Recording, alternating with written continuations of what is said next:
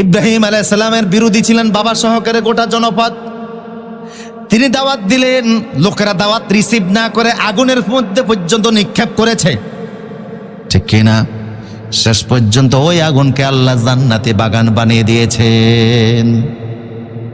হযরত ইউনূস আলাইহিস সালাম তিনি যে দাওয়াতি ময়দান ছেড়ে চলে গেলেন, আল্লাহর ভালো লাগে নাই, তাই আল্লাহ ওনাকে মাছের পেটের মধ্যে নিয়ে নিলেন। কথা বুঝতেছেন কিনা?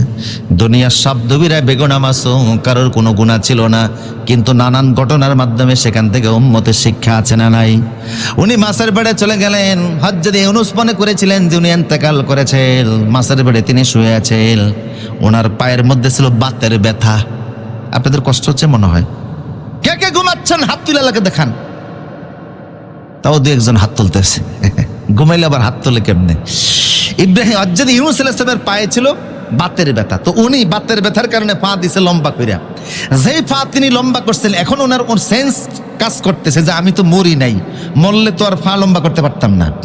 বুঝে গেল আমি এখনো বেঁচে আছি, তাই আমি যেহেতু বেঁচে আছি তাইলে আমার উপর শরীয়তের হুকুম আছে।